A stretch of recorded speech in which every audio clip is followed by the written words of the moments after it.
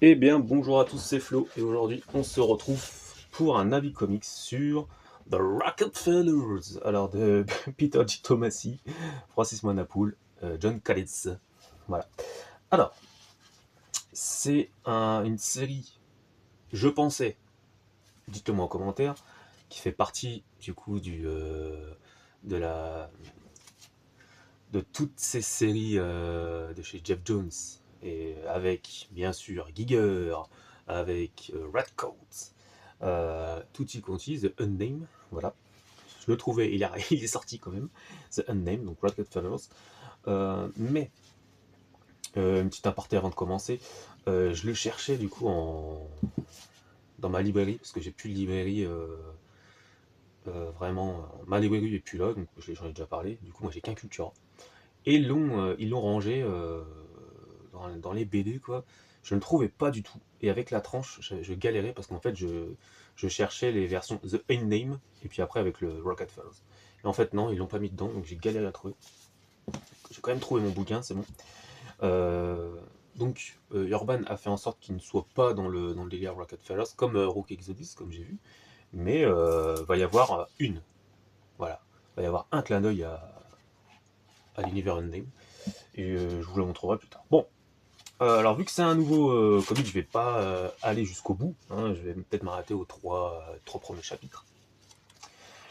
Qu'est-ce que ça raconte de Rockefellers? On est sur une équipe, même pas une équipe, on est sur une famille. Ouais, j'ai déjà commencé à dire de la merde. On est sur une famille je vais dire de scientifiques, on est de voyageurs dans l'espace-temps. Et euh, on les voit en train de se faire poursuivre, tout simplement par une menace.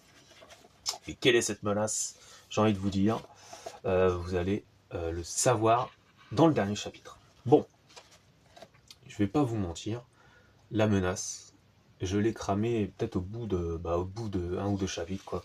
Ça a été très, très rapide. Euh, Dommage, oui et non, peut-être que voilà, peut-être qu'on a l'habitude maintenant, à force de lire des choses que certains cliffhangers soient naturels, quoi. Mais oui, j'ai réussi à le cramer pas assez vite, mais au bout de la moitié du bouquin, j'étais là, je me dis, bon, bah, c'est soit ça ou ça. Alors, sur deux possibilités, c'était la première. Voilà, tout simplement. Donc, voilà, ils essaient d'échapper à une menace et ils vont être bloqués dans une ligne temporelle, notre époque à nous. Donc, ils vont devoir jouer à la belle famille américaine, tout simplement, le temps de réussir à repartir pour retrouver leur ligne temporelle, leurs collègues et tout le tantime. Donc, en fait, globalement, cette histoire, c'est tout simplement une famille du futur qui va essayer de rentrer dans le moule de notre époque, que ce soit au niveau de la vie, la vie pro, la vie perso. On va le voir aussi à un moment donné, ils vont partir à l'hôpital et juste une prise de sang où ils sont en train d'utiliser une seringue pour récupérer le sang. Ils sont là en train de se dire mais c'est primitif de fou, qu'est-ce qui se passe, c'est des barbares. Non, non, bah, à notre époque c'est bien mieux qu'avant même. Mais oui, pour eux, dans le futur, c'est assez barbare. Au niveau du dessin, vous voyez que c'est quand même très très propre, c'est très très beau. Il y a des couvertures alternatives à la fin, et je pense que Manapool, au dessin, je pense que c'est le top du top pour ce petit côté feel good, famille, et aussi, comment dire. Parce que, je vais pas dire que ça se prend pas au sérieux, mais il y a certains moments où on se dit, bon, ok, ouais, il y a un chapitre, je pense, si je me souviens bien, c'est le chapitre numéro 2, voilà, où ils vont chercher tout simplement un sapin de Noël. Donc voilà. Et je trouve que le dessin colle très très bien du coup avec le ton tout simplement de la série. Donc ça c'est la menace euh, qui essaie de récupérer cette famille. Donc là vous voyez c'est le seul clin d'œil à l'univers Unnamed. Donc on a Rook, bien sûr on a du coup Gigael, Redcoat, voilà, Hyde Street que je trouve. Voilà. Et voilà. Donc là ils vont essayer de chercher un sapin de Noël tout simplement. Donc même couper un sapin, pour eux, c'est pas possible, hein. Non, on fait plus ça à leur époque. Donc ils vont faire en sorte de récupérer une écharpe pour le faire pousser, vous allez voir. Et en fait, le sapin, il va s'attaquer à eux. Et alors je rigole parce que j'y ai pas pensé en le lisant, mais là, en y parlant, je me souviens de la scène de Scary Movie 2 qui est magnifique. avec Shorty et sa plante géante. Si vous avez jamais vu, regardez les Scary Movie, au moins les deux premiers. Pour moi, ceux des frères Wayans, c'est les meilleurs. Donc voilà. Donc globalement, série sympatoche. Ça touche aussi, bien sûr. C'est assez touchant. Donc là, voilà. La menace. À chaque fois, on va voir 2-3 pages de cette menace. Mais en fait, on va vite s'en rendre compte parce que vous voyez cet œil dans le bocal, vous avez le père scientifique, un petit peu à la Red Richard, qui va essayer de débloquer la situation. Vous avez le fils qui est un petit peu un petit génie de la technologie qui va bien sûr utiliser la technologie du futur dans le nôtre. Donc il va réussir à faire des choses, que ce soit bien ou pas bien, vous allez le découvrir. Vous avez la petite qui est plus du côté de la nature, des animaux. Vous avez la mère qui est du coup qui utilise enfin qui est pilote d'hélicoptère du coup dans cette timeline, dans cette nouvelle vie, bien sûr.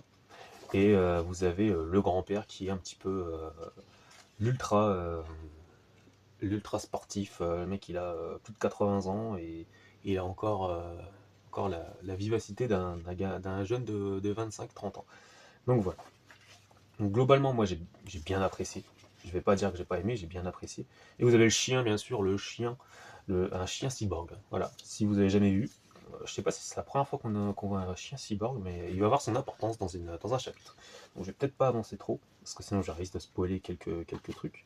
L'intrigue principale, bien sûr, c'est juste de revenir dans leur ligne temporelle et essayer de régler ce souci, cette menace, voilà, qui pose problème, parce qu'en plus, sur le premier chapitre, ils vont perdre, excusez-moi, un membre de leur équipe.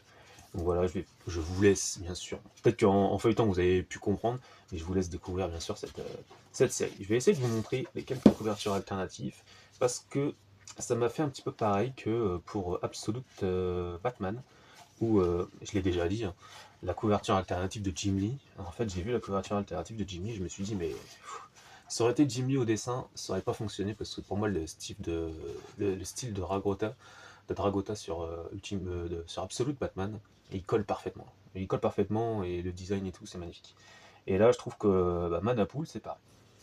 Parce qu'en fait, on voit Brad Walker pour les couvertures, c'est sympa, mais pour la série, je pense pas que ça aurait collé. Oups, j'ai essayé de vous faire un petit peu d'avant. Voilà, cette page en plus, elle est nickel quoi. Là, on voit toute la famille. Franchement, vous regardez le daron et les enfants, ça passe tout seul. Vous voyez bien. Donc là, Brad Walker, pour moi, ça aurait pas tapé. Ça aurait pas tapé. Mike Del Mundo, je sais pas trop, mais non plus.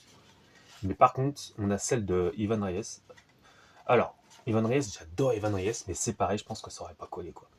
Je pense que ça aurait pas collé. Alors que c'est magnifique, attention, moi j'adore le Blackest Night et toute sa période Green Lantern, j'adore quoi. Mais je trouve que Manapool, il a ce côté un petit peu tranquille, feel good et ça passe tout seul quoi. Regardez, c'est quand même magnifique, hein. Non, non, le style est, je trouve, beaucoup plus, alors pas dynamique, mais beaucoup plus pop. Je trouve que ça colle mieux. Donc voilà, globalement, j'ai bien aimé. Franchement, je dirais sur la suite, je dirais sur le tome 2, en espérant que ça fonctionne pour qu'on ait la suite. Et je peux que vous recommander le Rockefeller. Si vous avez aimé que ce soit. Alors, il y a deux séries qui ressortent bien sûr, parce voilà, une famille comme ça, on peut que penser aux 4 Fantastiques. Mais aussi à Black Science, bien sûr, où on a aussi ce même point de départ avec cette famille qui font des voyages en fait, tout simplement dans le temps ou dans le multivers. Là pour l'instant ça va très bien, c'est que dans le temps. Parce que le multivers, j'en ai un peu marre. Donc perso ça me va très bien. Donc voilà, c'est une petite lecture sympathique que je vous recommande. Donc si j'ai dit des conneries, dites-le moi en commentaire. Si vous avez des questions, dites-le moi en commentaire aussi. Mettez un j'aime. Et moi je vous dis à la prochaine pour un prochain Avis Comics. Salut.